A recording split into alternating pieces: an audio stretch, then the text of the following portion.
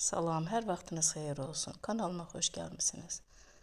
Bu günlər mən qarpız qabığını çöpə atmadan necə qurudub istifadə edilir, konfet kimi sizə göstərəcəm.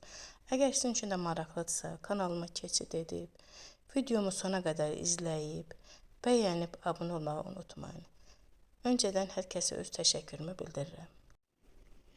Qarpızın qırmızı hissəsini başqa bir boş qaba doğrayandan sonra qabıqlarını götürüb bu cür soyulur.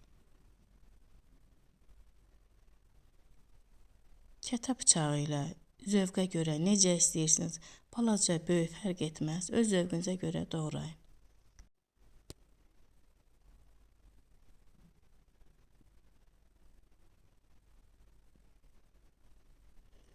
Bu cür doğranılır.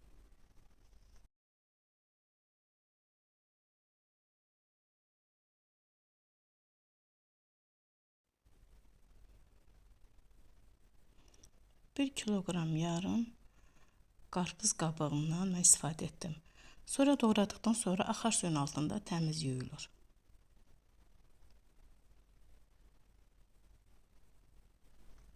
Bir kilogram yarım qarpızın suyunun içərisinə bir dolu xörək qaşığı çayını soda əlavə edib 2 saat müddətində çayını sodada saxladım. Tez-tez də suyun içərisində onu qaşıq vasitəsilə qarışdırdım. 2 saatdan sonra yenə axar suyun altında qəşəng tərtəmiz yudum. 2 dəfə, 3 dəfə təmiz yuyub suyunu qurutdum. Başqa bir ləyəndə su töküb, hardasa bir 15 dəqiqə, 20 dəqiqə müddətində həmən qarpızı yenidən adi suda qaynatdım. Qaynatdım və yenə də suyunu tərtəmiz yudum, kənarda saxladım.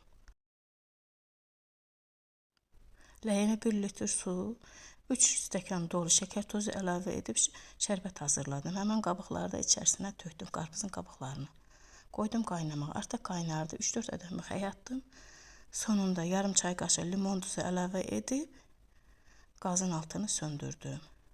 Yenidən suyunu süzmək üçün, şirəsini süzmək üçün tökdüm sürgəç vasitəsilə.